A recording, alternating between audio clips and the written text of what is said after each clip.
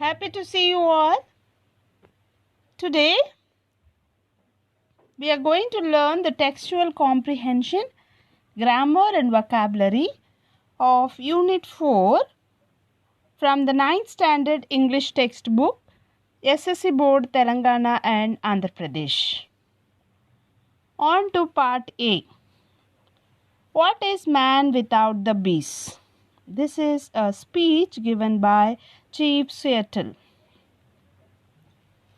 On to the comprehension. Why does the Chief Seattle say that the earth is sacred to his people? The Chief Seattle says that the earth is sacred to his people because they consider the earth as their mother. Every part of the biosphere here refers to the earth. Every part of the earth or every part of the biosphere, even the most indistinct living and non-living element of nature. Indistinct means the smallest, not so much noteworthy. It is very small. It is very negligible. Though it is very small, however tiny it is, it may be the smallest miniature creatures. It is wholly in the memory and experience of his people. They do not look at the size or shape of whatever is there on the earth. They think that everything of nature is a sacred blessing of God. On to the second question. The speaker says, I am a savage. Who do you think is a savage? The red Indian or the white? Why? The red Indian may be a savage in terms of worldly manners and etiquette, but the white man is a real savage as he fails to respect the realms of nature and exploits it ruthlessly. Here you see that actually this savage means uncivilized people. Here they are asking who is the savage, who is the uncivilized person. If we look in terms of worldly civilization, we can say that the red Indian is uncivilized. But in actual sense, actually the white man is the real savage because he is not behaving in a civilized way with the nature. He is not respecting the realms of the nature and he is exploiting it ruthlessly. Ruthlessly means without any mercy. On to the third question. Why does the chief say that destiny is a mystery to us? Mystery means something that we do not know, we cannot understand. That is what a mystery is. The chief says that the destiny is a mystery. Destiny means the fate, the future. The future is a mystery because no one can predict. Predict means tell in advance. No one can predict the future. No one knows when the entire forest would be occupied by the humans, leaving no space for the natural habitation of wildlife. So he says that what will happen in the future, we do not know. When all this forest would be destroyed, we do not know. Why he says this? Because the future cannot be told beforehand. On to the fourth question. What is man without the beasts? If all the beasts were gone, man would die from a great loneliness of the spirit. Why? If all the beasts were gone, man would die from a great loneliness of spirit because whatever happens to the beasts soon happens to man as all things are connected. So if all the beasts are gone, naturally whatever happened to the beasts will start happening to the human. And naturally he will realize what he has done to the beast and he would be dying of loneliness. He would not have the companionship of the animals, of the beasts. On to the fifth question. Is a man the sole owner of the earth? Sole means one and only. Pick out sentences from the speech to justify your answer. No. Man is not the sole owner of the earth. The sentences, the rocky crests, the juices, the meadows, the body heat of the pony, all belong to the same family. So when all belong to the same family, the earth also belongs to everyone. All things share the same breath. The beast, the tree, the man, they all share the same breath. Support this. And here we see that the air is common for all of them. That means the earth which contains the air, which has the air, is also common for everyone. On to the sixth question. Why does a speaker say that if we spit on the ground, we spit on ourselves? The speaker says that the earth is our mother, and whatever we do to degrade the earth, that degrades the people on the earth. If men fail to respect the earth, they fail to respect their mother. So here, if we spit on the earth, that means we are degrading ourselves, because the earth is so sacred, and if we spit at something which is sacred, that means we are degraded. We are showing how fallen, how degraded our character is. On to the seventh question. All belong to the same family. The speaker says this to mean all animals belong to one family. All animals and plants belong to the same family. Everything on earth belongs to one family. Yes, everything on the earth belongs to one family. So we saw the sentence, the rocky crest, the juicy meadows, all belong to the same family. On to the eighth question. In his speech, Chief Seattle asks the audience a number of questions. He also creates vivid pictures in the minds of the audience. What are the other features of the speech? List them. The figures of speech kindles the imagination, that is the metaphors, the similes, the personifications used in the speech really kindles, it really refreshes our imagination. The emotional expressions touch the hearts of the readers. So he is very sentimental, very emotionally expressing the things which really pricks the heart of the one who hears the nature. The confidence in his beliefs evokes the solidarity of the readers. That is, when he tells with such confidence, he is so strong in his beliefs. So we too feel that we too should join Chief Seattle. We should also conserve the nature. On to the vocabulary part. Which of the following words can be used to work out new combinations with the word warmth? So here, warmth. Warmth means love, care, affection, intimacy, and so on. So here the example given is warmth of friendship. We even use warmth for warmth of love. That is the coziness, the real love and affection of love, the warmth of love. The warmth of a relationship, the motherhood, the king's, the thing that he goes with the citizens, the warmth of the king, the warmth of the relationship, brother and sister affection. That is the warmth of the relationship.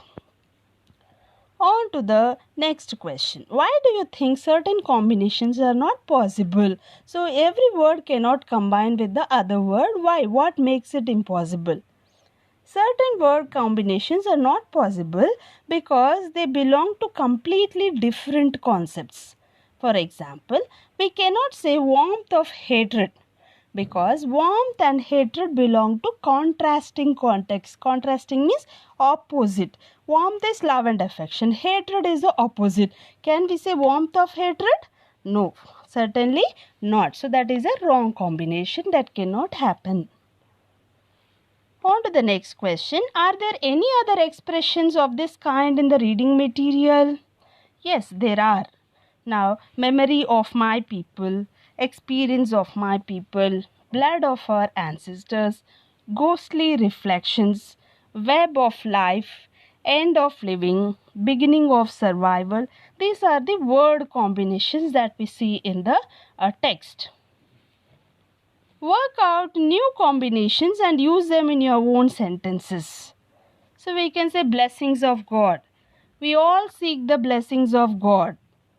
Pride of a soldier. risking his life for his country is the pride of a soldier. So these are the various word combinations. Then pick out from the speech other words that denote movement. That is, in the speech we can see some words which denote movement. Here the word course means to flow or move rapidly. Similarly, are there any other words which denote movement? Yes, resonates. Resonates means reverberate. Echo, that is the movement of the sound. Passing, moving. Carry, when the canoes carry, they move from one place to other place. Moves, walks. Yeah, these all words denote the movement. These are all the words available in the text. On to the grammar part. The verb phrase. That is, we know the sentence contains the subject and the predicate, and the part apart from the subject, the rest of the part is the predicate, and in the predicate the most important part is a verb phrase. Verb phrase means which contains the verbs, and those verbs are nothing but the main verb and the auxiliary verb. Now we are given a passage and we are asked to identify the verb phrase and then the main verb and the auxiliary verb. List all the verb phrases in the following passage. Identify the main verbs and auxiliary verbs. Look at the river. What is the verb phrase here? Look. And what's the auxiliary verb? Do. Look is nothing but do plus look. Okay, do is understood inside. Okay, and the main verb is look. The second sentence, it has very little water in it. What is the verb phrase? Yes, has is the verb phrase, and the auxiliary verb is does, and the main verb is have. That means has is nothing but does plus have. On to the third sentence. Once it was flowing well. What is the verb phrase? Was flowing. And what's the auxiliary verb? Was is the auxiliary verb and flowing is the main verb. Now it is dying. What's the verb phrase here? Is dying is the verb phrase. And what's the auxiliary verb? Is the auxiliary verb and dying is the main verb. Can't you hear the cries of the dying river? What's the verb phrase here? Can't hear. So because this is a question, the subject has been inserted in the middle, but can't is the auxiliary verb here and here is the main verb here. Can't is also called as modal verb. It is also an auxiliary verb. Modal verb is a kind of auxiliary verb. On to the fourth sentence. Water in it is polluted. What is the verb phrase? Is polluted. And what's the auxiliary verb? Is the auxiliary verb and polluted is the main verb. Do you get it stink?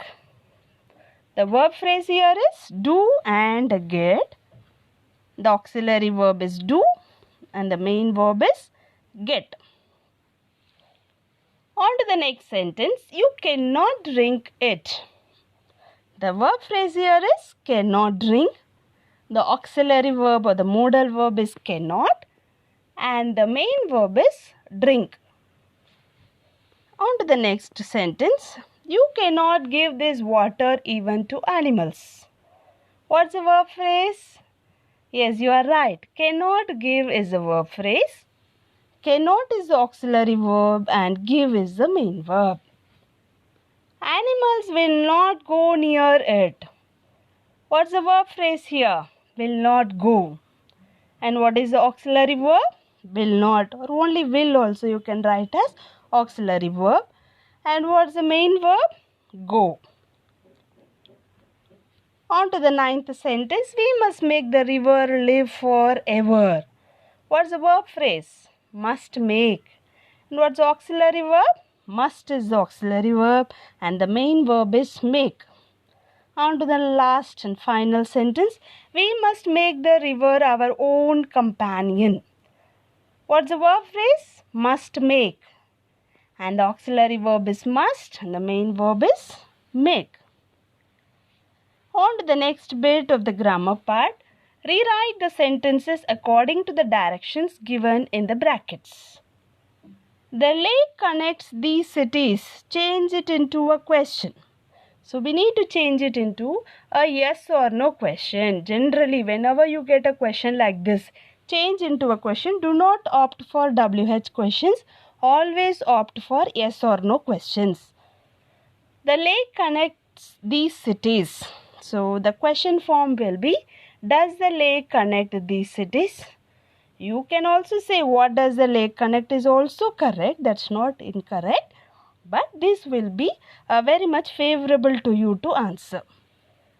On to the next sentence. It is in Hyderabad. It is one of the largest man-made lakes. Combine the two sentences using and. It is in Hyderabad and is one of the largest man-made lakes. You can answer it this way. Or else it is one of the largest man-made lakes and is in Hyderabad. Either of the way it is correct. So either way it stands good. On to the third question. Hyderabad and Secunderabad are the twin cities of the state. The lake connects these cities. Begin the sentence with the lake and connect the two sentences. The lake connects the twin cities of the state Hyderabad and Secunderabad. Or else, the lake connects Hyderabad and Secunderabad, the twin cities of the state. Either way round, you can answer it. The only condition here is the sentence must start with the lake and you should combine the two sentences. On to the next sentence. This is sad. Complete the sentence with a question tag. So how do you go about it? This is sad, isn't this? Or you can say, this is sad, isn't it? Both are correct. On to the sixth question. Oh, sometimes it stings horribly. Rewrite the sentence beginning with how. So this becomes an exclamatory sentence. How horribly it stings sometimes. And you should put an exclamatory mark. On to part B, the river. The poet of this poem is C.A. Bowles. Answer the following questions. Is the river like a child? Why? Yes, the river is like a child because when it is small in size, it sparkles and touches all the leaves and flowers gently and flows like an innocent child dancing and playing. On to the second question. Why does the poet call it swelling river? Swelling denotes bigger in size. So here the poet calls it swelling river as it increases in size in its due course. Due course means on his moving from one place to another. From time to time it keeps changing. It becomes bigger in size. On to the third question. Seeming still, yet still in motion. What does the word still mean in either case?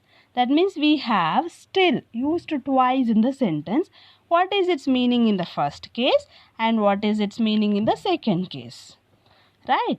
In the first case, still means stable. That means still, seeming still means visibly it is looking stable or stagnant, you can say. And in the second case, it means even now.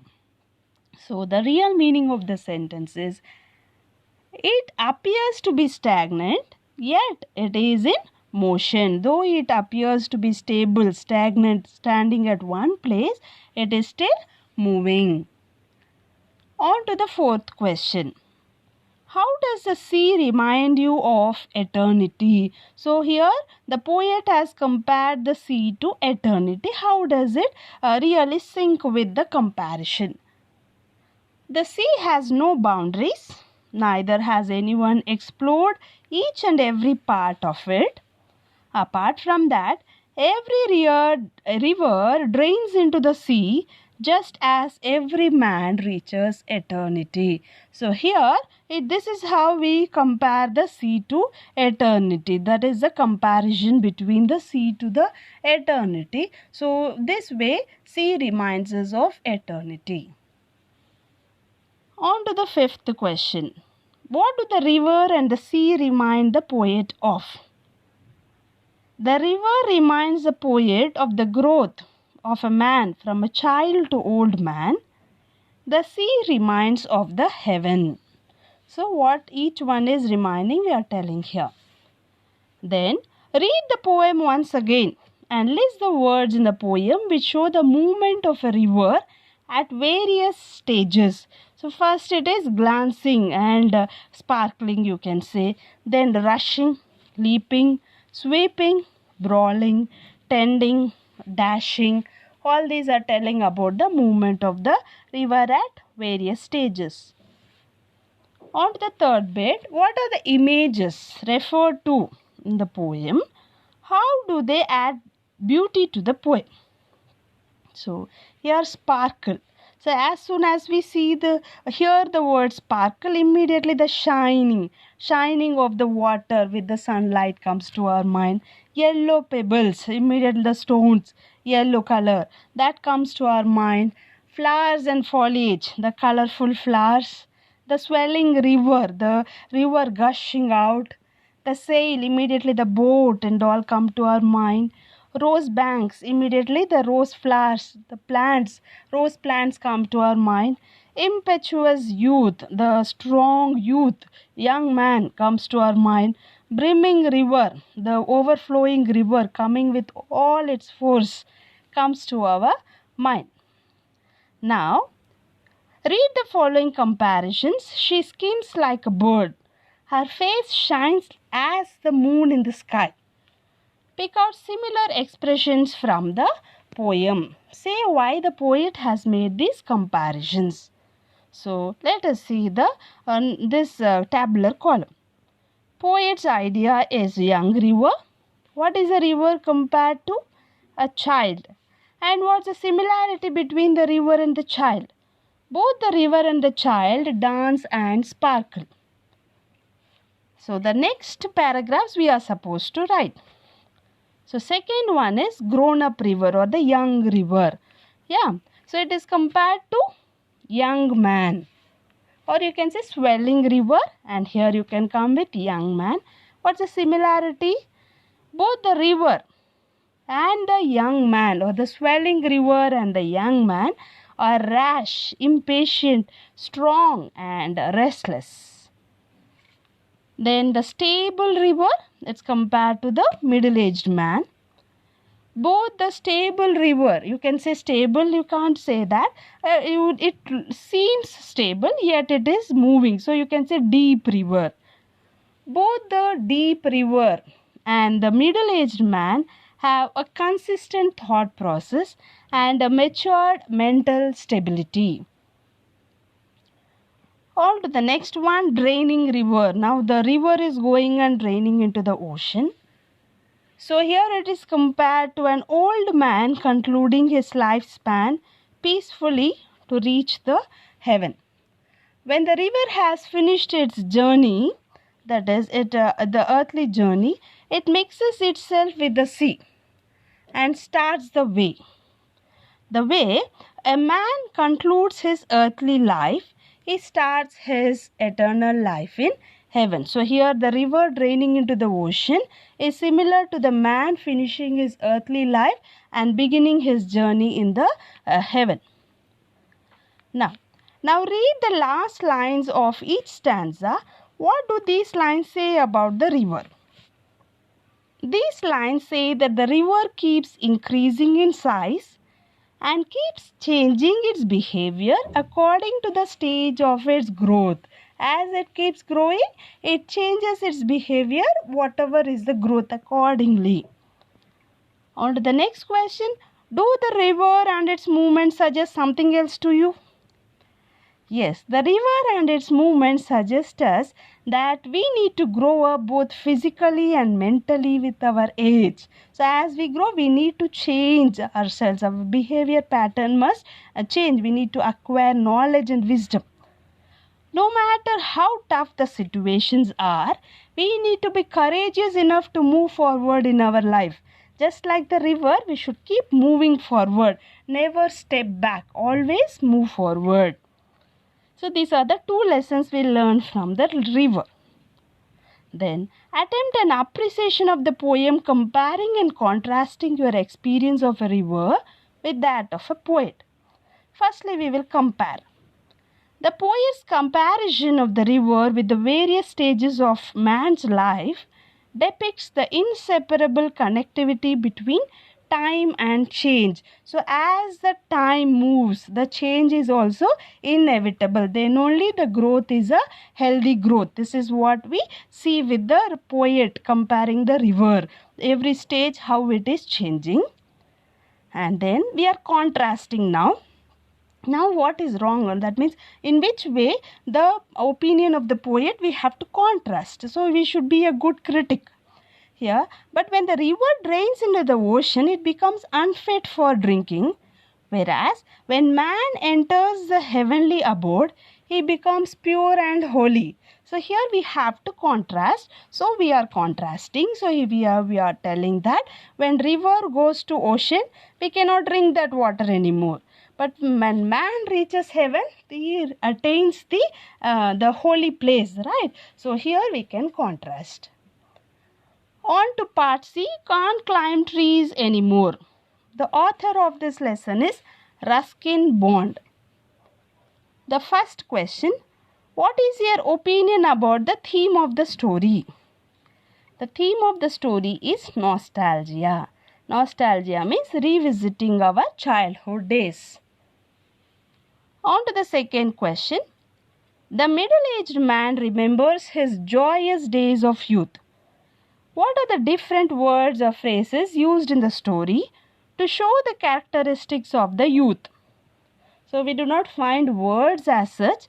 We could find some phrases. Let's tell them. The phrases, as a boy he would swing on it, climb over the wall, climb the jackfruit tree. He was a bit of a crow. He used to keep his treasures. He used to win some marbles. And he used to read a book that he was not supposed to read. Old coins he had collected. Collecting bright things. Excited. Packing and saying goodbye. Show the characteristics of his youth. So these sentences tell us how he was when he was a young man. On to the third question. A blessing rests on the house where the shadow of a tree falls, and so the present owners must also be receiving the tree's blessings. What does the narrator's grandmother mean by this statement? The narrator's grandmother means that growing a tree in the threshold is always a blessing because it provides us with shade, oxygen, fruits, and above all gives a stable companionship. That is, the human beings may go away, animals may go away, but the tree remains, stands wherever it is. So it is like a blessing to us. It gives a real stable, you can say forever companionship for us. On to the fourth question. Are the grandmother and Chief Seattle expressing the same feelings about trees and nature? Why? So they both are talking about conservation of nature. Are they right? Yes. Both of them are expressing the same feelings about trees and nature because they have enjoyed the companionship of the trees, experienced the benefits of the trees, and treasure the tree as a part of their sweet memories. So for them, tree is not a thing. Tree is a living being. Tree is a friend to them. So that is more than a tree for them. It's a friend for them. They respect it. They treat it like a human being. So they know more about the trees and they have a close relationship between them. So that is why they are recommending us to conserve the trees. Hope this session was useful to you all. Thank you, children. Thank you for joining and have a great day. Please leave a comment in the comment box and click the like button if it was useful for you. Thank you.